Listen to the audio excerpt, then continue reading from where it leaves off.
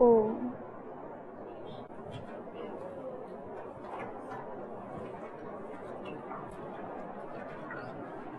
आइए एक श्लोक से प्रारंभ करते हैं। गीता का श्लोक है, रागी कर्म फल प्रेप्सुर।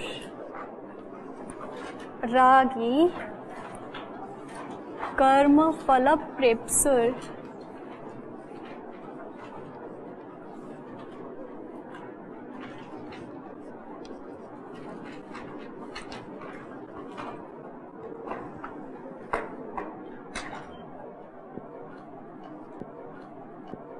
लुब्धो हिंसात्मको शुचिः।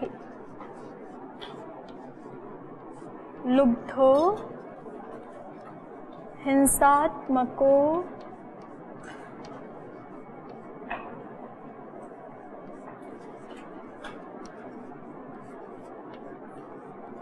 शुचिः।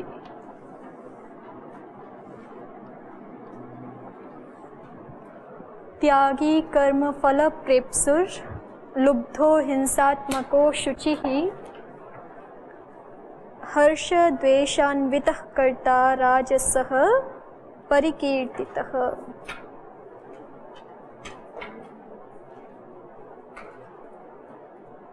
हर्ष शोकान्वितः कर्ता।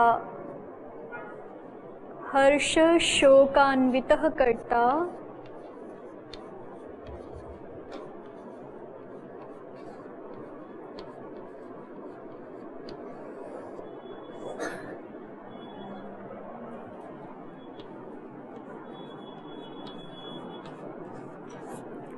राजसः परिकीर्तितः।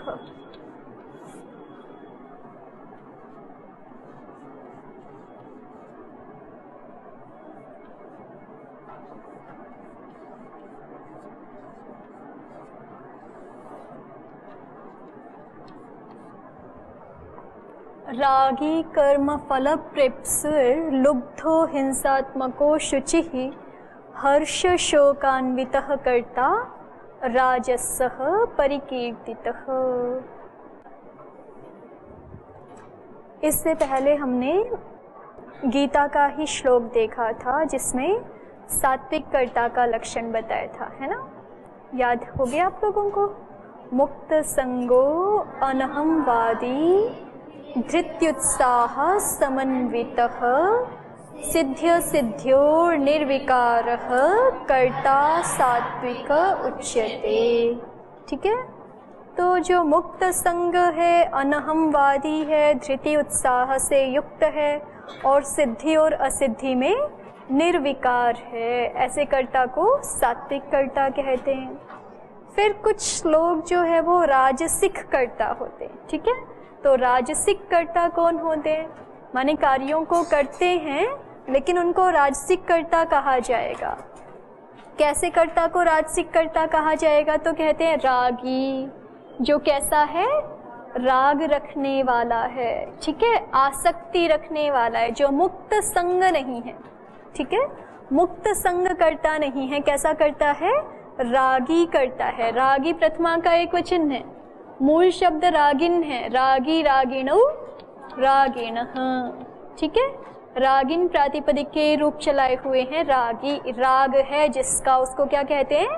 रागी। ठीक है, जिसका राग है, लगाव है, आसक्ति है, वो रागी कर्ता हो गया। फिर आगे शब्द है कर्म फल प्रेप्सुः। ठीक है, कर्म फल प्रेप्सुः, ये सु का स है, उसको सजुषो रुह आपने पढ़ा है ना, रेफ हो जाता है। फिर रेफ को विसर्ग नहीं हुआ, क्योंकि रेफ को विसर्ग होने के लिए क्या चाहिए? या तो अवसान चाहिए या तो खर वर्ण परे चाहिए। तो आगे यहाँ पे अवसान तो है नहीं क्योंकि आगे हम बोल रहे हैं, है ना? अवसान तो है नहीं क्योंकि आगे हम वर्णों का उच्चारण कर रहे हैं। और ये जो लकार आ रहा है, ये लकार खर वर्णों में नहीं आता। खर में कौन कौन से वर्ण आते हैं? ख, फ, छ, ठ, थ, च, ट, त, क, प, श, श, स, इतने वर्ण आते हैं ना, तो उनमें ल तो नहीं आ रहा। ठीक है, तो ये खर वर्ण भी नहीं है और अवसान भी नहीं है, इसलिए रेफ को रेफ ही रहेगा। ठीक है, तो अब कर्म फल प्रेप्सुः, ये कहाँ का रूप है, आप बता सकते हैं विभक्ति वचन? गुरु के जैसे रूप चलेंगे तो गुरु का गुरु कहाँ बनता है? प्रथमा के एक वचन में। ऐसे ही कर्म फल प्रेप्सु का कर्म फल प्रेप्सु कहाँ बन जाएगा? प्रथमा के एक वचन में। तो ये क्या हो गया हमारा? प्रथमैक वचनम। फिर ये है लुब्धः, संधि विच्छेद करके देखेंगे तो ये शब्द क्या है? लुब्धः। तो इसके विभक्ति वचन क्या होंगे? प्रथमायाः एक वचनम। फिर हिंसात्मकः, वहां भी दो शब्द है ना, कौन कौन से? हिंसात्मकः और आगे आगे क्या शब्द है? अशुचि। हिंसात्मकः विसर्ग को ही ओ हो रखा है, ठीक है। हिंसात्मकः प्रथमा का एक वचन। और ये जहाँ चिन्ह होता है इसको कौन सा चिन्ह बोलते हैं? हाँ, अवग्रह चिन्ह। इसको क्या चिन्ह बोलते हैं? अवग्रह चिन्ह। तो यहाँ पे अकार का लोप हो रखा है ना, तो संधि को अगर हम हटाएंगे, संधि विच्छेद करेंगे तो शब्द क्या निकलेगा हमारा? अशुचि। क्या शब्द है यहाँ पे? अशुचि। तो अशुचि भी प्रथमा का क्या है हमारा? एक वचन है, ठीक है। अशुचि ही कर्ता, जैसे हरि ही वैसे ही अशुचि ही। फिर आगे शब्द है हर्ष शोकान्वितः। इसके विभक्ति वचन बताइए। हर्ष शोकान्वितः के विभक्ति वचन? रामः, वैसे ही हर्ष शोकान्वितः प्रथमायाः एक वचनम। और कर्ता के विभक्ति वचन क्या है? कैसे पता चला आपको? मूल शब्द क्या है इसमें? कर्ता मूल शब्द नहीं है भाई, मूल शब्द क्या है? कर्त्री। क्या है? कर्त्री। ऐसा प्रातिपदिक है, कर्त्री। इसके रूप कैसे चलते हैं? कर्ता, कर्तारौ, कर्तारः, ठीक है। कर्ता, कर्तारौ, कर्तारः। तो कर्त्री का कर्ता कहाँ बन गया? प्रथमा के एक वचन में, ठीक है। प्रथमायाः एक वचने। फिर आगे राजसः शब्द है, इसके रूप कैसे चलते हैं? रामवत। तो ये क्या हो जाएगा? प्रथमायाः एक वचनम। फिर परिकीर्तितः, ये भी रामवत। तो क्या हो गया? प्रथमायाः एक वचनम, ठीक हो गया। रागी कर्म फल प्रेप्सुः लुब्धः हिंसात्मको शुचिः हर्ष शोकान्वितः कर्ता राजसः परिकीर्तितः। अब यहाँ समास बताइए। मैं हिंदी में अर्थ बताती जाती हूँ तो आप समास बताएंगे। कर्म फल, पहले आप ही कोशिश कीजिए। कर्म फल शब्द का हिंदी में क्या अर्थ होता है? कर्म का फल। तो कौन सा समास हो जाएगा बताइए? षष्ठी तत्पुरुषः गणानाम ईशः गणेशः। ऐसे ही कर्मणाम फलम कर्म फलम, ठीक है। कर्मों का फल, बीच में षष्ठी विभक्ति आ रही है ना, तो ये कौन सा समास हो गया? षष्ठी तत्पुरुष। फिर आगे कर्म फलों का प्रेप्सु। प्रेप्सु कहते हैं प्राप्त करने की इच्छा रखने वाला। तो कर्म फल प्रेप्सु, कर्मों के फलों को प्राप्त करने की इच्छा रखने वाला, कर्म फल की इच्छा रखने वाला। फिर से कौन सा समास हो गया? षष्ठी तत्पुरुष। कर्मणाम फलम कर्म फलम, कर्म फलानाम प्रेप्सु कर्म फल प्रेप्सु। वैसे यहाँ षष्ठी का मना हो जाता है। सामान्य षष्ठी संबंध में करें या तो, नहीं तो जो कर्म में षष्ठी है उसका तो मना हो जाता है। आप लोगों ने एक सूत्र याद किया होगा, न लोकाव्यय निष्ठा खलर्थ त्रिनाम। उस सूत्र से षष्ठी का मना हो जाता है तो द्वितीया ही रहती है। तो फिर जो है वो हमें उसी के अनुसार समास करना पड़ेगा। चलिए, अर्थ समझ में आया आपको? कर्म फल माने कर्मों का फल, और प्रेप्सुः माने प्राप्त करने की इच्छा रखने वाला, उसको प्राप्त करने की इच्छा रखने वाला। प्रपूर्वक यहाँ पे जो है वो आप धातु का रूप है। चलिए, अभी आपको इतना याद नहीं रहेगा, बस ऐसे ही याद कर लीजिए। प्रपूर्वक ये आप धातु है और उससे सन प्रत्यय है। याद रह जाए किसी को तो सन है और फिर आगे ऊ प्रत्यय है। इतना आपको अभी शायद मुश्किल हो जाएगा।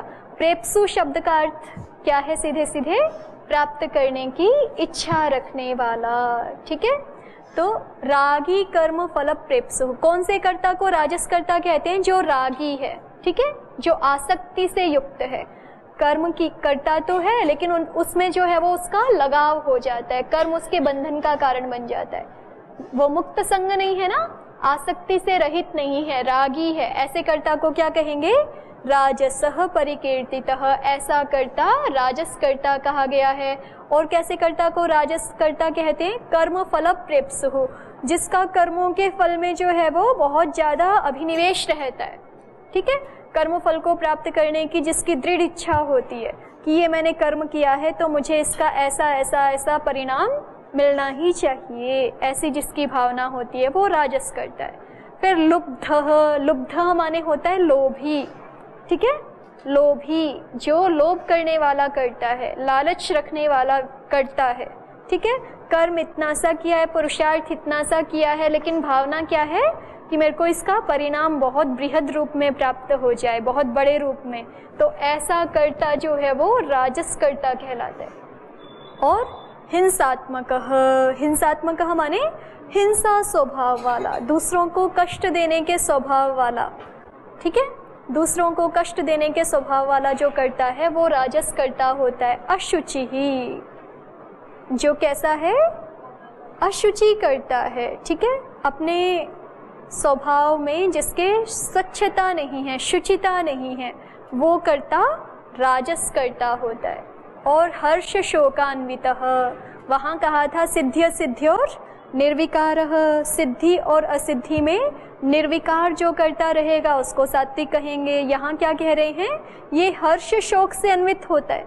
इसको अगर अपने कर्म में सिद्धि मिल जाए तो बहुत ज़्यादा हर्षित हो जाता है, और अगर कार्य की सिद्धि ना हो तो शोकान्वित हो जाता है, दुख में मग्न हो जाता है।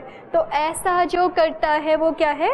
राजसः परिकीर्तितः। ऐसा करता तो राजस कर्ता कहा जाता है। परिकीर्तितः माने कहा गया है। ठीक है, तो श्लोक का अर्थ हो गया हमारा। राजस कर्ता कौन सा कर्ता होता है? जो कर्मों में आसक्त होता है, जो लगाव रखता है कर्मों में, कर्म साधनों में आसक्ति जिसकी हो जाती है। फिर कर्म फल प्रेप्सुः, फिर कर्म के फल की इच्छा रखने वाला होता है। और लुब्धः, लोभी होता है। हिंसात्मकः, हिंसा स्वभाव वाला होता है। अशुचि ही, अशुचि स्वभाव वाला होता है, पवित्र स्वभाव वाला नहीं होता। हर्ष शोकान्वितः, और हर्ष और शोक से युक्त रहता है। ऐसा कर्ता क्या कहा जाता है? राजसः परिकीर्तितः। ऐसे कर्ता को राजस कर्ता कहा गया है। ठीक है, चलिए बोलिए एक बार। रागी कर्म फल प्रेप्सुर्, लुब्धो हिंसात्मको शुचिः, हर्ष शोकान्वितः कर्ता,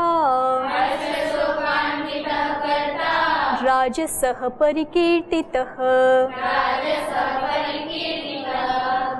रागी कर्म फल प्रेप्सुर्, लुब्धो हिंसात्मको शुचिः, हर्ष शोकान्वितः कर्ता,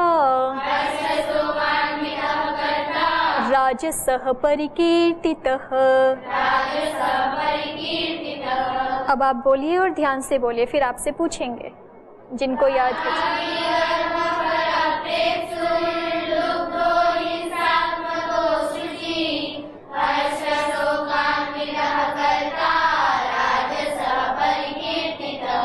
कौन सुनाएंगे अभी? चलिए आप बोलिए, श्रद्धा जी बोलिए।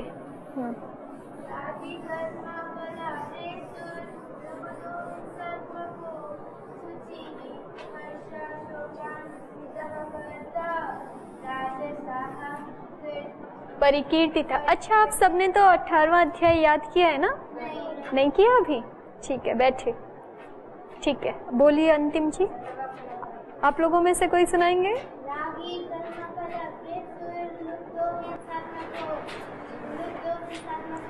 शुचि ही,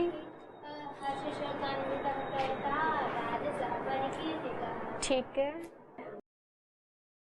अब आगे हम जो है वो अपना व्याकरण वाला भाग प्रारंभ करते हैं। उसमें हम बालक शब्द के रूप बनाने सीख रहे हैं, है ना। तो उसमें से हमने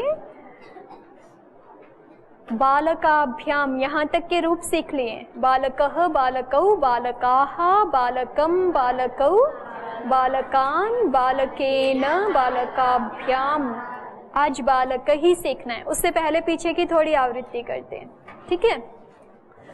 तो बालकः शब्द में ये जो विसर्ग सुनाई पड़ रहे हैं, ये किसके स्थान में आए हैं? हाँ, बालकः शब्द में विसर्ग सुनाई पड़ रहे हैं ना, वो विसर्ग किसके स्थान में आते हैं?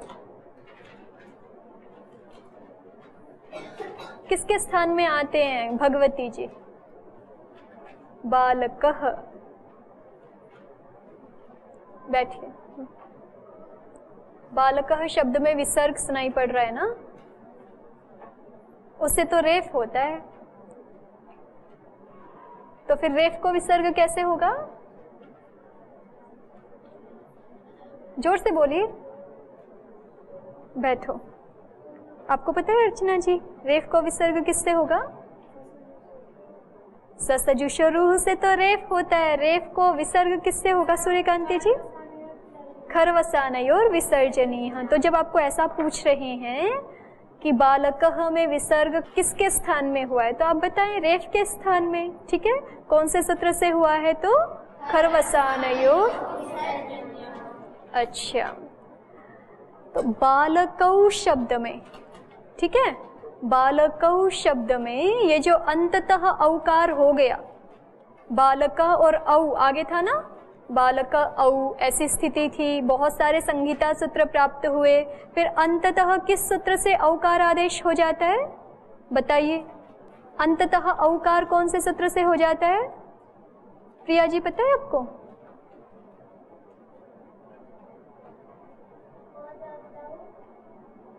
बैठिए। वो सूत्र तो वर्णों का स्थान बताता है। ओ दौ तौ कंठ्योष्ठ्यौ, वो सूत्र क्या काम करता है? ऐसा बताता है कि ओकार और औकार वर्णों का स्थान क्या है? कंठ और ओष्ठ स्थान है। अभी मैं आपसे अलग प्रश्न पूछ रही हूँ, ये पूछ रही हूँ, बालकौ शब्द जब हम बनाते हैं ना, बालक औ, तो बालकौ में ये जो अ और औ है, ये मिलके क्या हो जाते हैं? औ ही हो जाते हैं अंततः। तो ये अंतिम कौन सा सूत्र लगा था जिससे औकार हो गया? हाँ जी बताइए गंगांजलि जी। वृद्धि रेचि। इससे पहले बहुत सारे सूत्र प्राप्त हुए ना, क्रम याद है आप लोगों को? दोहराएंगे संगीता कार्यों का क्या क्रम रहा था? सबसे पहले क्या प्राप्त हुआ? आद्गुणः। आद्गुणः को बाद के क्या प्राप्त हुआ? वृद्धि रेचि। वृद्धि रेचि को बाद के प्रथमयोः पूर्व सवर्णः। और प्रथमयोः पूर्व सवर्णः को किसने मना कर दिया था? नादिची ने। इसलिए फिर से क्या प्राप्त हो गया था यहाँ? वृद्धि रेचि। तो अंततः वृद्धि रेचि हुआ था ना? ठीक है, वृद्धि रेचि। इसका अर्थ भी पता है आपको? बताइए। अवर्ण से उत्तर। संगीता विषय में अवर्ण से उत्तर एच के परे रहते पूर्व और पर के स्थान में वृद्धि एकादेश हो जाता है। बालकों में अंततः क्या कार्य प्राप्त हुआ है? वृद्धि रेचि। ठीक है, बैठिए। तो ये क्रम याद रखना है आपको। एक बार फिर दोहरा लीजिए। क्या क्या कार्य प्राप्त हुए? आद्गुणः, उसको बाद करके वृद्धि रेचि, फिर वृद्धि रेचि को बाद करके प्रथमयोः पूर्व सवर्णः, और प्रथमयोः पूर्व सवर्णः को किसने बाधा? नादिची ने। तो अंततः क्या हो गया? वृद्धि रेचि ही हो गया। ठीक है। बालकाः में क्या कार्य हुआ है? अंततः, अंतिम रूप से पहले बताइए। बालकाः बनाया है ना हमने, बालक जस, जस, जस की संज्ञा कर दी है, तो क्या बचा है हमारे पास? बालक अस। ठीक है। अब बालक के अ को और इस वाले अ को मिलाकर के क्या हो गया था? आ हो गया था। तभी तो बालकाः बनता है ना। स को तो पूर्ववत विसर्ग हो जाएगा, स को रू हो जाएगा, रू को फिर विसर्ग हो जाएगा। तो ये अभी ये देखना है कि ये प्रश्न ये है अ और अ को मिलके आ कैसे हो जाता है, कौन सा सूत्र लगा था अंततः, कौन बताएंगे आप लोगों में से, कौन सा लगा था? आद्गुणः, गलत हो गया ये तो। हाँ, क्या लगा था भाई ज्योति जी? कौन सा सूत्र है? प्रथमयोः पूर्व सवर्णः। क्या बोलता है वो सूत्र?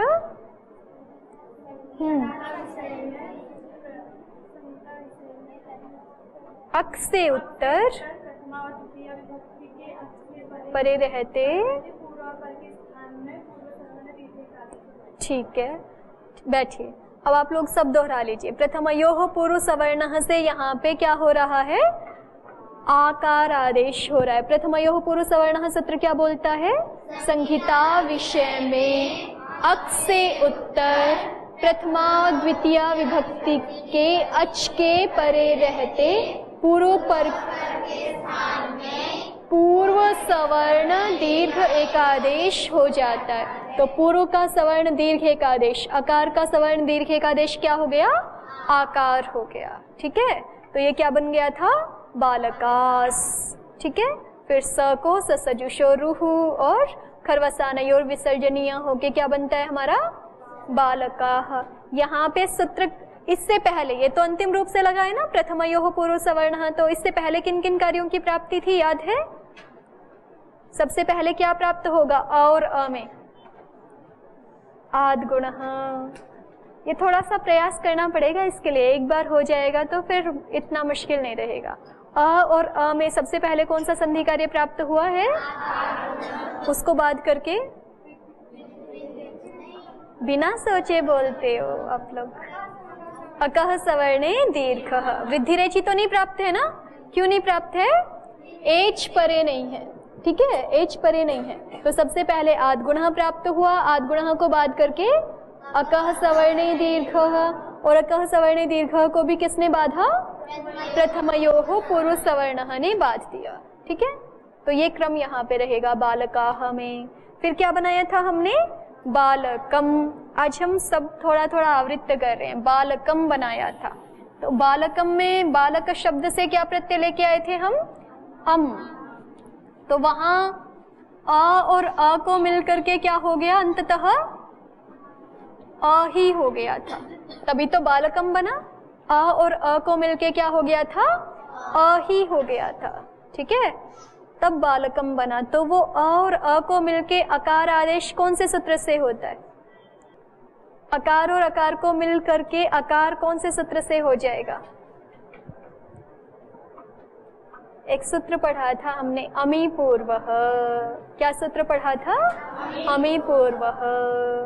ठीक है, अक से उत्तर अम परे हो तो पूर्व पर के स्थान में क्या हो जाता है? पूर्व रूप एकादेश हो जाता है संहिता विषय में। अर्थ भूल गए हैं आप लगता है, दोहराइए। अमी पूर्वः का अर्थ क्या है? अक से उत्तर अम के परे रहते पूर्व रूप एकादेश हो जाता है। पूर्व रूप एकादेश हो जाता है। देखिए बाकी सब है ना, यहाँ पे संहिता विषय भी है, अक से उत्तर अम है, तो पूर्व और पर के स्थान में हमें क्या कर देना है? पूर्व रूप एकादेश। पूर्व रूप माने पूर्व वाला रूप क्या है? अ। पूर्व रूप अकार है, तो अकार और अकार, दो अकारों के स्थान में केवल क्या हो जाएगा? पूर्व वाला अकार ही हो जाएगा। ठीक है, अमी पूर्वः अंततः यहाँ पे हो जाता है। और अमी पूर्वः से पहले क्या क्या कार्यों की स्थिति प्राप्त है? सबसे पहले आद्गुणः। आद्गुणः को बाद करके अकः सवर्णे दीर्घः। अकः सवर्णे को बाद करके प्रथमयोः पूर्व सवर्णः। और प्रथमयोः पूर्व सवर्णः को किसने बाधा? अमी पूर्वः ने। ठीक है, याद हो गया? एक बार फिर से दोहराइए, क्या क्या क्रम है? आद्गुणः, प्रथमयोः पूर्व सवर्णः और अमी पूर्वः। ठीक है, क्या प्राप्त हुआ? सबसे पहले आद्गुणः। आद्गुणः को बाद करके अकः सवर्णे दीर्घः, और अकः सवर्णे दीर्घः को बाद करके फिर प्रथमयोः पूर्व सवर्ण, और प्रथमयोः पूर्व सवर्ण को बात करके अमी पूर्वः। ठीक है, तो ये क्रम रहेगा सूत्रों का। सबसे पहले अवर्ण से संहिता, आद गुणः का अर्थ भी दोहरा लीजिए। क्या कह रहा है? संहिता विषय में अवर्ण से उत्तर अच के परे रहते पूर्व पर के गुण एकादेश हो जाता है। तो दोनों के स्थान में गुण एकादेश प्राप्त हुआ, लेकिन फिर अकः सवर्णे दीर्घः सूत्र आ गया। उसने क्या बोला?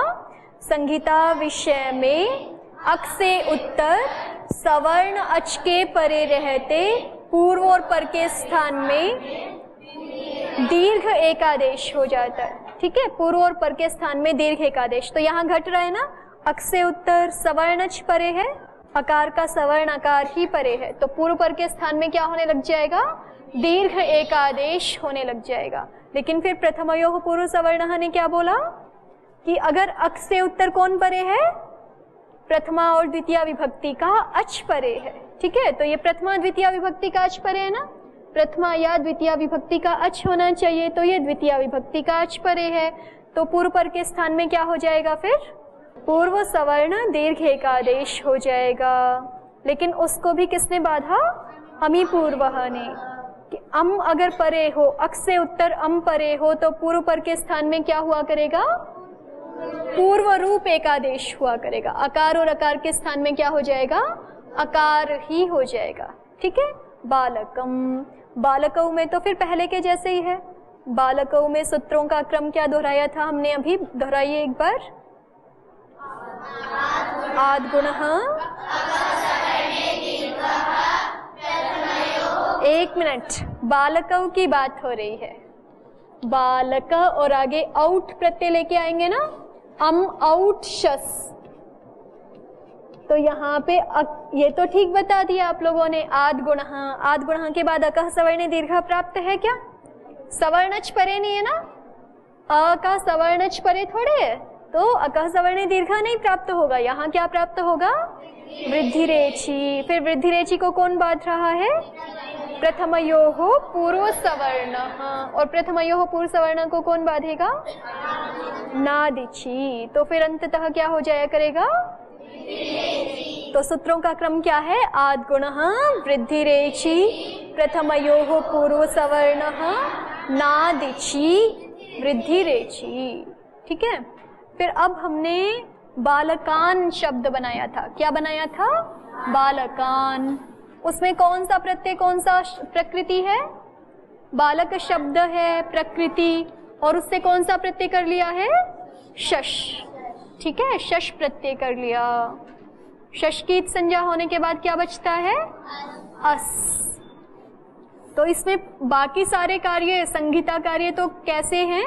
जैसे बालकाः में किए थे। ठीक है, प्रथमा के बहुवचन में बनाया है ना, बालकाः अभी अभी, वहां कौन कौन से कार्य प्राप्त थे? वही यहाँ भी प्राप्त होंगे। बताइए, सबसे पहले कौन सा प्राप्त है? आद गुणः। आद गुणः को बात करके फिर अकः सवर्णे दीर्घः, अकः सवर्णे दीर्घः को बात करके प्रथमयोः पूर्व सवर्णः। ठीक है, फिर प्रथमयोः पूर्व सवर्ण हो जाता है, तो प्रथमयोः पूर्व सवर्ण होकर के क्या बन जाता है? ये बालकास। ठीक है, लेकिन यहाँ पे स को रू नहीं होता है। क्यों नहीं होता? स को क्या हो जाता है? नकार आदेश हो जाता है। कौन से सूत्र से? तस्मात् छसो नः पुंसी। दोहराइए, कौन से सूत्र से? तस्मात् छसो नः पुंसी। तस्मात् छसो नः पुंसी सूत्र ने क्या बोला था? तस्मात्। तस्मात् माने उससे उत्तर। उससे उत्तर किससे उत्तर? पूर्व सवर्ण दीर्घ एकादेश से उत्तर। ये आकार पूर्व सवर्ण दीर्घ एकादेश है ना, इससे उत्तर क्या हो जाता है? शश के अवयव सकार को, शश के अवयव सकार को क्या हो जाता है? नकार आदेश हो जाता है। पुंसी, पुंसी माने पुल्लिंग में। ठीक है, पुल्लिंग शब्द में। तो स को क्या हो गया था यहाँ पे? न। ठीक है, स को न आदेश हो गया, तो ये क्या बन गया हमारा? बालकान। ठीक है, तो बालकान में बालकाः से केवल कितना अंतर है? यहाँ पे सकार को रूह और विसर्ग नहीं होगा, सकार को क्या आदेश हो जाएगा? नकार आदेश हो जाएगा। कौन से सूत्र से? तस्मात् छसो नः पुंसी। फिर अगला प्रयोग है हमारा बालकेन। क्या प्रयोग है? बालकेन। वहां पे कौन सा प्रत्यय करें बालक शब्द से? ता प्रत्यय। कौन सा प्रत्यय करें? ता प्रत्यय। फिर ता का इत संज्ञा करने पे क्या बचता है? आ। और इस ता को क्या आदेश हो जाता है? एक सूत्र याद किया था हमने, ता गसी गसाम इनात स्याह। दोहराइए एक बार, क्या सूत्र था? इसका अर्थ बता सकते हैं आप लोगों में से कोई? ता गसी गसाम इनात स्याह, बताइए अंतिम जी।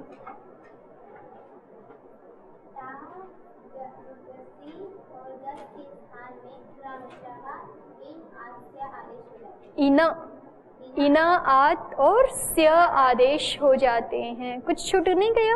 अनुवृत्ति कोई आई थी इसमें? बस जो छूट गया है उसको बताना है। क्या छूट गया? अकारांत अंग से उत्तर। अतः अंगस्य की भी अनुवृत्ति है ना। बैठिए, अंगस्य को हमने किस में बदल दिया था? अंगात में बदल दिया था। तो अतः अंगात का अर्थ क्या हो गया था? अकारांत अंग से उत्तर। तो ये अकारांत अंग है, अकारांत अंग से उत्तर टा को क्या हो गया था? इन। ठीक है, बालक इन। एक ही सूत्र तो विशेष लगा है, बालक इन। फिर यहाँ क्या हो जाएगा? बालकेन कैसे बन गया? आ और ई को मिला के एक कौन से सूत्र से किया आप लोगों ने? आद गुण। कौन से सूत्र से? आद गुण। वो सूत्र क्या बोलता है? संहिता विषय में अवर्ण से उत्तर अच के परे रहते पूर्व और पर के विस्थान गुण एक आदेश हो जाता है। तो गुण कौन हो जाएगा? आ और ई को मिला करके ए। ठीक है, स्थानीय अंतरतमः के कारण से अ ए ओ तीनों प्राप्त होंगे ना, तो स्थानीय अंतरतमः के कारण से क्या हो जाता है? ए प्राप्त हो जाता है। अंतिम शब्द हमने बनाया था बालकाभ्याम। वहां बालक शब्द से कौन सा प्रत्यय लेके आए हम? भ्याम प्रत्यय। कौन सा प्रत्यय आ रहा है? भ्याम प्रत्यय। तो इस भ्याम प्रत्यय के परे रहते एक ही कार्य करना है, बालक को दीर्घ करना है। तो क्या बन जाएगा हमारा? बालकाभ्याम। तो कौन से सूत्र से दीर्घ किया हमने? वो तो अंग संज्ञा करने वाला सूत्र है, यस्मात् प्रत्यय विधेय। तो दीर्घ किससे किया? सुपीच। सुपीच का अर्थ क्या है? कौन बताएंगे सुपीच का अर्थ? आरती जी बताओ।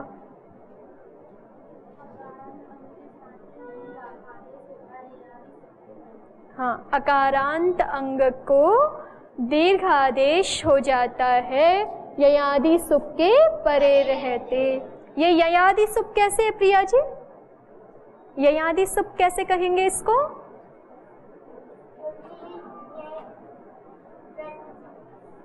हाँ हाँ बोलो, जो आपको पता है वही बताओ।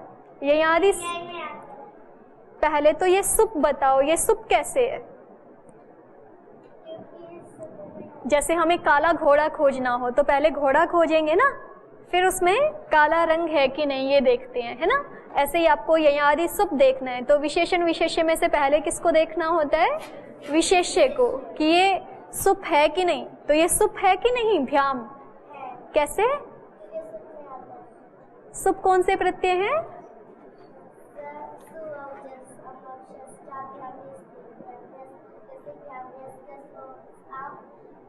गी ओस सुप। गी ओस सुप, ये सारे के सारे सुप प्रत्यय हैं। सु से लेकर के सुप के पकार तक क्या है? सुप प्रत्यय। तो ये भी सुप प्रत्यय है। ठीक है, इतना तो ठीक हो गया कि ये सुप प्रत्यय है। अब इसको ययादि सुप प्रत्यय क्यों कहेंगे? क्योंकि यह इसके आदि में आ रहा है। देखिए बैठिए, ये सुप है, इतना तो स्पष्ट हो गया ना। इसको हम भकार आदि सुप कह सकते हैं। भ इसके आदि में है ना, तो इसको हम क्या कह सकते हैं?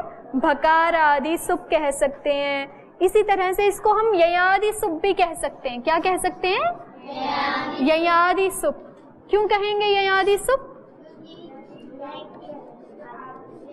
य आदि में है जिस सुप के, वो क्या हो गया? ययादि सुप। और यय प्रत्याहार है एक, यय प्रत्याहार में कितने वर्ण आते हैं? य व र ल य म ग ण न झ भ, इतने सारे वर्ण आते हैं ना। तो इन सारे वर्णों में से अगर कोई भी सुप के आदि में हो तो उस सुप को क्या कहा जाएगा? ययादि सुप। जैसे दीक्षा जी का नाम है दीक्षा, तो दीक्षा शब्द कैसा है? कैसा है? दकारादि। ठीक है। प्रज्ञा शब्द कैसा है? पकारादि। रिया शब्द कैसा है? रेफादि। ये समझ में आता है ना आपको? ऐसे ही ये सुप है। ये सुप कैसा है? ययादि सुप है। ठीक है। क्योंकि यय प्रत्याहार में जितने भी वर्ण आते हैं उनमें से अगर कोई भी इसके आदि में है तो ये क्या हो जाएगा?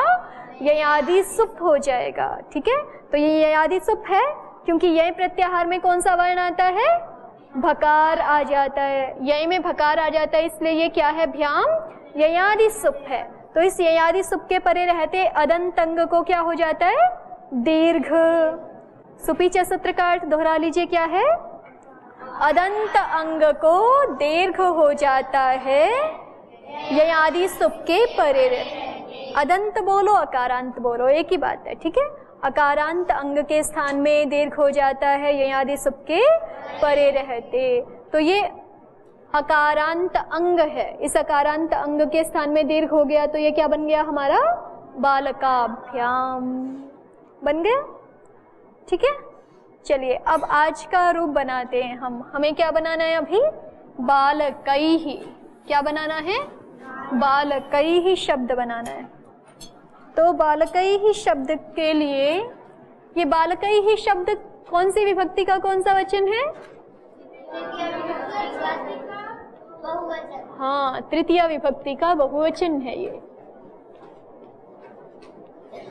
तो बालक शब्द से हमें आगे क्या प्रत्यय लेके आना है? तृतीया के बहुवचन में कौन सा प्रत्यय जुड़ता है? जल्दी से बताइए। भिस। टाभ्याम भिस। तृतीया विभक्ति टाभ्याम भिस है ना, तो भिस प्रत्यय जोड़ना है यहाँ पे। तो शुरू से क्या क्या कार्य करेंगे? 6 स्टेप दोहरा दीजिए ऐसे ही बिना लिखे। सबसे पहले क्या करें? बालक शब्द की प्रातिपदिक संज्ञा कौन से सूत्र से? अर्थवद धातुर प्रत्ययः प्रातिपदिकम। सेकंड स्टेप क्या होता है? ज्ञान प्रातिपदिकात के अधिकार में सौजस सूत्र से 21 प्रत्ययों की प्राप्ति हो जाएगी। फिर क्या करेंगे उन 21 प्रत्ययों का हम? विभक्ति संज्ञा कौन से सूत्र से? विभक्तिश्च सूत्र से। ठीक है। तो सुऔजस की क्या संज्ञा हो गई? विभक्ति। और अमौट शस की भी क्या संज्ञा हो गई? विभक्ति संज्ञा। टाभ्याम भिस की भी क्या हो गई? ऐसे सारे 21 प्रत्ययों की विभक्ति संज्ञा हो गई। ठीक है। त्रिकोण की विभक्ति संज्ञा हो गई और त्रिकोण के अवयवों की भी विभक्ति संज्ञा हो जाती है। फिर विभक्ति संज्ञा करने के बाद हम क्या करें? यहाँ कौन से सूत्र से विभक्ति नियम होगा? कर्तृकरणयोस् तृतीया। तृतीया विभक्ति करनी है ना हमें, तो कर्तृकरणयोस् तृतीया। करण अर्थ में तृतीया विभक्ति ही होती है, अन्य विभक्तियां नहीं होती। तो केवल टाभ्याम भिस बचेगा। 21 प्रत्यय जो प्राप्त हुए थे, सु औजस समौट शस टाभ्याम भिस आदि सारे 21 प्रत्यय प्राप्त हुए थे, लेकिन उनमें से कौन सा बचेगा? केवल टाभ्याम भिस। क्योंकि हमें करण अर्थ अभिष्ट है और करण अर्थ में केवल क्या होती है? तृतीया विभक्ति ही होती है, अन्य विभक्तियां नहीं होती हैं करण अर्थ में। तो केवल टाभ्याम भिस ही हो सकते हैं। ठीक है। विभक्ति नियम से इतना प्राप्त हो गया, लेकिन टाभ्याम भिस सारे तो नहीं चाहिए, केवल क्या चाहिए? भिस। तो आगे क्या करेंगे हम? वचन संज्ञा करेंगे। पहले वचन संज्ञा कौन से सूत्र से करें? सुपह सूत्र से। और फिर वचन संज्ञा कर देने के बाद क्या करें? वचन नियम। वचन नियम के लिए कौन सा सूत्र लगाएं यहाँ? बहुषु बहुवचनम। वो सूत्र क्या बोलता है? हाँ, बहुत अर्थ को कहने के लिए या बहुत अर्थ में बहुवचन प्रत्यय होता है। ठीक है। तो अभी हमें बालकों का बहुत्व कहना है ना, तो बहुत्व को कहने के लिए क्या आएगा? बहुवचन प्रत्यय आ जाएगा। तो क्या प्रत्यय आ जाएगा अंततः? भिस। बालक भिस। ठीक है। बालक भिस। अब यहाँ पे हमें कार्य करना है, एक अंग कार्य, ठीक है। आप सप्तम अध्याय प्रथम पाद निकालिए, जहाँ पे टागसी गसाम सूत्र पढ़ा था ना आपने, उससे थोड़ा सा पहले देखिए 9 नंबर सूत्र है आपका, अतो भिसा ऐस, मिल गया। सप्तम अध्याय प्रथम पाद अतो भिसा ऐस सूत्र है। ये कौन से अधिकार में सूत्र है? अंगस्य अधिकार में। तो अंगस्य अधिकार का कार्य करने के लिए हमें पहले क्या करनी पड़ती है? अंग संज्ञा करनी पड़ती है। वो अंग संज्ञा कौन से सूत्र से कर लेंगे हम? यस्मात् प्रत्ययस्तत्, बोलिए पूरा सूत्र। यस्मात् प्रत्यय विधिस् तदादि प्रत्ययंगम। इस सूत्र से हम पहले क्या कर लें? अंग संज्ञा कर लें, ठीक है। फिर अंगस्य के अधिकार में क्या होने लगेगा? अतो भिसा ऐस। अंगस्य सूत्र के अधिकार में कौन सा सूत्र है? अंगस्य के अधिकार में कौन सा सूत्र है? अतो भिसा ऐस। अब इसका अर्थ आप करके बताएंगे। अतो भिसः ऐस, संधि तोड़ के लिख रही हूं मैं। अतो भिसा ऐस सूत्र है ना आपका, उसको संधि तोड़ के लिखेंगे तो ऐसा बन जाएगा, अतः भिसः ऐस। अतः पंचमी का एक वचन है और भिसः जो है वो षष्ठी का एक वचन है, और ऐस क्या है? प्रथमा का एक वचन। और ऊपर से किसकी अनुवृत्ति आ रही है? अंगस्य की अनुवृत्ति आ रही है। अंगस्य की अनुवृत्ति आ रही है, जो कि षष्ठी का एक वचन है। अतः विशेषण है अंगस्य का, तो अतः पंचमी का एक वचन है, तो अंगस्य भी किस में परिवर्तित हो जाएगा? पंचमी में, माने अंगात में। अर्थ करते समय हम इसका अर्थ क्या करेंगे? अंगात, ठीक है। अतः अंगात, ये पंचमी का एक वचन हो जाएगा। और एक नियम और भी याद किया था हमने, समझा था कि अष्टाध्यायी में विशेषण शब्दों का अर्थ क्या हो जाता है? विशेषणांत। कौन से सूत्र से?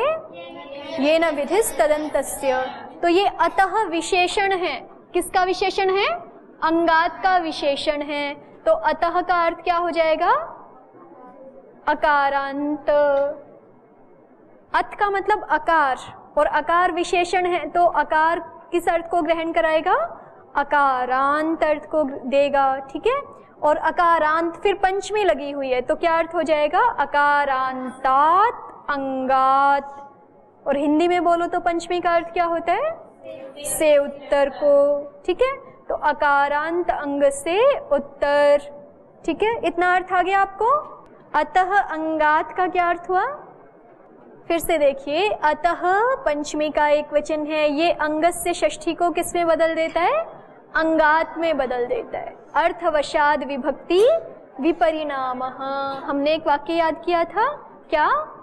अर्थवशाद विभक्ति विपरिणामः। उसका अर्थ क्या है? अर्थ के कारण से विभक्ति में परिवर्तन हो जाता है, ठीक है।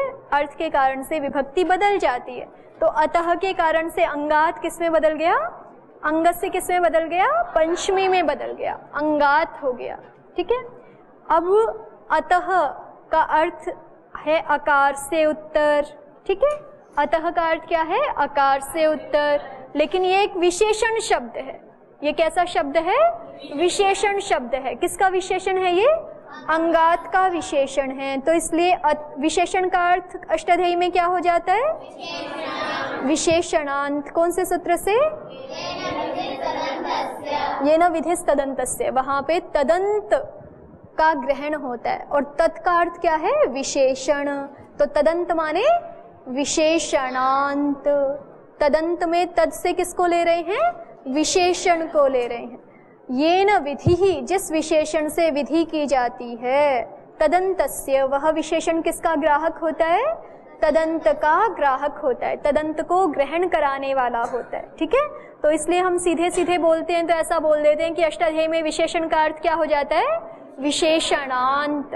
येन विधि ही तदन्तस्य, इतना सूत्र है ना। तो येन माने जिसके द्वारा, जिसके किसके द्वारा? जिस विशेषण के द्वारा, विधि माने विधि होती है, जिस विशेषण से विधि होती है, तदन्तस्य, वह विशेषण किसका ग्राहक होता है? तदंत का ग्राहक होता है। तदंत का ग्राहक होता है, इस शब्द में तत् से क्या लिया गया है? विशेषण को लिया गया है। तो वह विशेषण किसका ग्राहक हो जाता है? विशेषणांत का ग्राहक हो जाता है। तो यहाँ सामान्य रूप से तो अर्थ होना था अकार अंग से उत्तर, अतः अंगात का अर्थ क्या होना चाहिए था? अकार अंग से उत्तर, लेकिन हमने क्या कर दिया? अकारांत अंग से उत्तर। ठीक है, क्या अर्थ कर दिया? अकारांत अंग से उत्तर। तो अकार का अर्थ अकारांत कैसे हो गया? क्योंकि ये विशेषण है। ठीक है, अकार का अर्थ अकारांत कैसे हो गया? क्योंकि ये विशेषण है। और अष्टाध्यायी में विशेषण का अर्थ क्या हो जाता है? विशेषणांत। तो अर्थ हो गया अकार अकारांत अंग से उत्तर। फिर आगे कीजिए, भिसह षष्ठी है तो क्या अर्थ हो जाएगा? भिस के स्थान पर। ऐस प्रथमा है तो क्या हो जाएगा? ऐस आदेश होता है। क्या अर्थ हो जाएगा? ऐस होता है। आदेश बोलिए या ना मत बोलिए, तो ऐस होता है। तो पूरा अर्थ क्या बन गया सूत्र का? लिख लीजिए एक बार। अकारांत अंग से उत्तर भिस के स्थान पर ऐस होता है।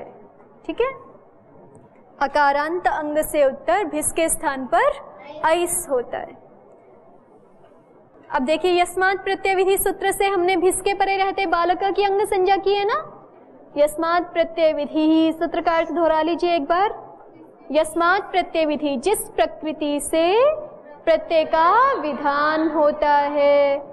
प्रत्यय, ये उस प्रत्यय के परे रहते। तदादि अंगम, वह प्रकृत्यादि शब्द अंग संज्ञक होता है। तो भिस के परे रहते किसकी अंग संज्ञा हो गई? यहाँ बालक की अंग संज्ञा हो गई। तो बालक का अंग है, ये अकारांत अंग है, अकारांत अंग है ना। और अकारांत अंग से उत्तर क्या है? भिस है। तो भिस के स्थान पे क्या हो जाता है? ऐस। कौन से सूत्र ने बोला? अतो भिसा ऐस। कौन से सूत्र ने बोला? अतो भिसा ऐस सूत्र ने बोल दिया कि अकारांत अंग से उत्तर भिस के स्थान पे क्या हो जाता है? ऐस। तो भिस को हटा के हमने किसको बिठा दिया? ऐस को बिठा दिया। इतना समझ आया? अकारांत अंग से उत्तर भिस के स्थान पर ऐस आदेश हो जाता है। तो ऐस कर दिया हमने, बालक ऐस।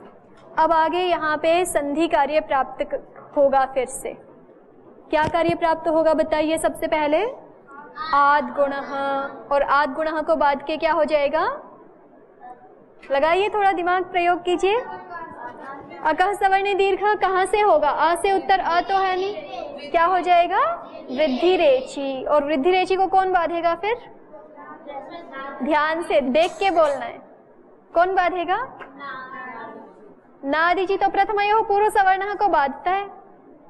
कोई कुछ नहीं प्राप्त होगा। बस यहाँ पे प्रथमयो पूर्व सवर्ण भी नहीं प्राप्त हो सकता ना। क्यों नहीं प्राप्त होगा? हाँ, ये प्रथमा द्वितीय विभक्ति का आज थोड़े परे है, ये तो तृतीया विभक्ति है ना।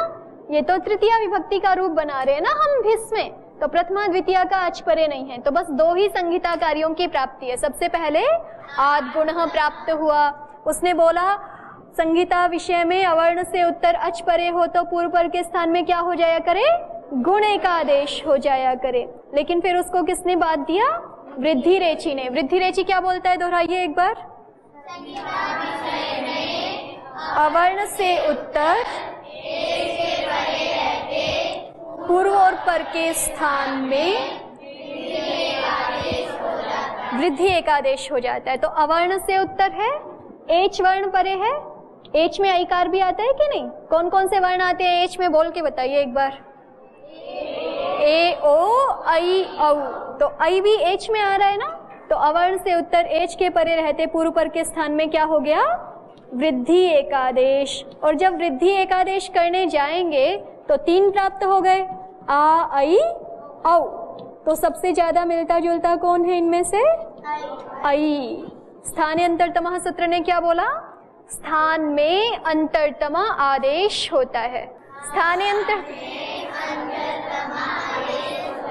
हाँ, स्थान में अंतरतम आदेश हो जाता है। और अंतरतम माने क्या होता है? सदृशतम।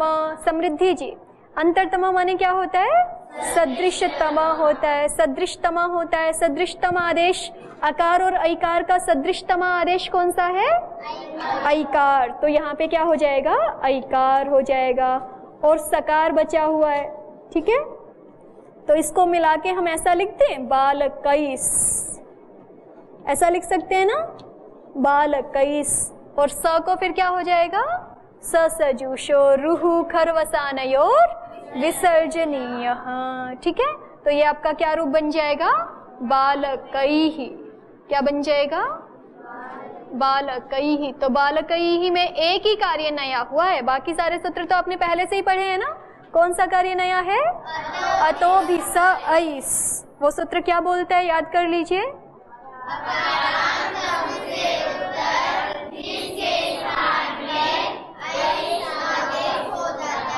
ऐस आदेश हो जाता है। ठीक है, तो ऐसा करके क्या बन जाएगा हमारा? बालकैहि, बालकैहि। अब एक और रूप देखते हैं। ठीक है, अगला हमारा क्या है? बालकाय। चतुर्थी का एक वचन क्या होता है? बालकाय। तो बालकाय चतुर्थी का एक वचन है, उसमें भी केवल एक ही सूत्र नया लगेगा, बाकी सब आप पढ़ चुके हैं।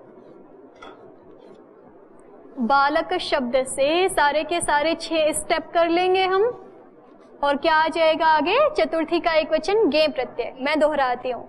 सबसे पहले क्या कर लेंगे? अर्थवद धातुर प्रत्यय प्रातिपदिकम से प्रातिपदिक संज्ञा, फिर ज्ञाप प्रातिपदिकात के अधिकार में स्वौजस सूत्र से 21 प्रत्ययों की प्राप्ति, फिर उन 21 प्रत्ययों की विभक्ति संज्ञा, फिर हम क्या करेंगे? विभक्तिश्च सूत्र से विभक्ति संज्ञा करके विभक्ति नियम करना है। विभक्ति नियम के लिए कौन सा सूत्र लगाएं? चतुर्थी संप्रदाने। संप्रदान अर्थ में चतुर्थी विभक्ति ही होती है, अन्य विभक्तियां नहीं होती। तो चतुर्थी कहने से कौन प्राप्त हो गए प्रत्यय?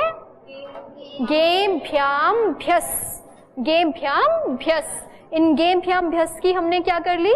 सुपह सूत्र से वचन संज्ञा कर ली। फिर अब एक वचन, द्विवचन, बहुवचन में से भी हमें क्या चाहिए? एक वचन प्रत्यय। तो कौन बताएगा हमें एक वचन प्रत्यय किस अर्थ में होता है? हाँ, वचन नियम करने के लिए सूत्र आ जाएगा द्वेकयोर द्विवचनैक वचने। एकत्व अर्थ में एक वचन ही होता है। ठीक है, एकत्व अर्थ में एक वचन प्रत्यय ही होता है। वो एक वचन प्रत्यय क्या है? गेभ्याम भ्यस में से एक वचन नाम किसका रखा हमने? गे का। तो ये गे प्रत्यय आ गया। ठीक है, गे प्रत्यय आ गया। अब जो आपने सप्तम अध्याय प्रथम पाद खोल रखा है ना, वहीं पे देखिए 13 नंबर सूत्र है। 13 नंबर सूत्र है क्या? गेर्यः। अब ये अंगाधिकार में है, तो पहले से इसकी अंग संज्ञा करोगे कौन से सूत्र से?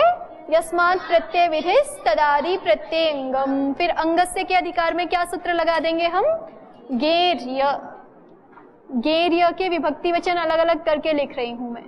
गे है षष्ठी का एक वचन और यह प्रथमा का एक वचन। ठीक है, तो इतने का अर्थ क्या हो गया? गे है षष्ठी का एक वचन है, तो क्या अर्थ हो जाएगा? गे के स्थान पर। षष्ठी का अर्थ क्या होता है?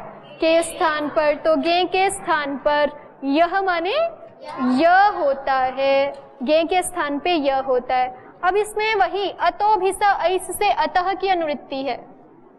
ठीक है, अतः की अनुवृत्ति है और अंगस्य की अनुवृत्ति है। अंगस्य किस में बदल जाएगा? अंगात में बदल जाएगा। तो अर्थ क्या बन जाएगा पूरा? अकारांत अंग से उत्तर गे के स्थान में य होता है, य आदेश होता है। अब ये अकारांत अंग है ना बालक, इधर देखिए बालक अकारांत अंग है, इससे उत्तर गे को क्या हो जाएगा? य आदेश हो जाएगा। तो क्या बन गया हमारा? बालक और य। ठीक है, बालक और य। अब बस एक कार्य और करना है, क्या? अ को आ कर दोगे तो बालकाय बन जाएगा। अ को आ कौन से सूत्र से हो जाएगा? सुपीच। बालकाभ्याम में किया था ना आपने, उसी सूत्र से हो जाएगा। उसका अर्थ घटा के देखिए, सुपीच घट रहा है। अकारांत अंग को दीर्घ होता है, ये अकारांत अंग है। ठीक है, आगे क्या कहा था? ययादि सुप के परे रहते, तो ये सुप है। कैसे है सुप? सु औजस में है तो आता नहीं है, ये आप कह रहे हैं सुप है। स्थानीवत आदेश, सुप नहीं है ना। सु औजस में तो पढ़ा नहीं हुआ ये। सु औजस जो 21 प्रत्यय हैं उनमें य नहीं पढ़ा हुआ, लेकिन उनमें क्या पढ़ा हुआ है? गे तो पढ़ा हुआ है, गे पढ़ा हुआ है ना। तो गे सुप है और सुप के स्थान में ये आया है यकार, सुप के स्थान में आया है ना, तो सूत्र कौन सा लग जाएगा? स्थानीवत आदेश। स्थानी के समान कौन होता है? आदेश। आदेश स्थानी के समान होता है। तो गे को हम सुप कहते हैं, तो य को भी क्या कह देंगे? सुप कह देंगे। तो ये सुप हो गया। अब दूसरा कार्य क्या देखना है, ये ययादि है कि नहीं। तो ये ययादि है। यह प्रत्याहार में जो वर्ण आते हैं उनमें से आदि में है ना इसके यकार, तो ये क्या हो गया हमारा? ययादि सुप। तो सुपीचे का अर्थ घट गया। अकारांत अंग को बोलिए दीर्घ हो जाता है ययादि सुप के परे रहते।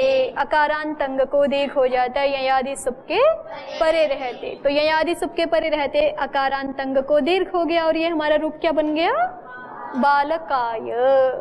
ठीक है, बालकाय। तो बालकाय बनाने के लिए एक ही सूत्र नया लगता है, कौन सा? गेर्यः।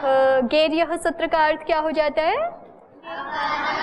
अंग से उत्तर गे यकार य आदेश हो जाता है। ठीक है, तो आज हमने बालकई ही बालकाय ये दो रूपों की सिद्धि कर ली। फिर आगे हम अगली कक्षा में करेंगे। ओ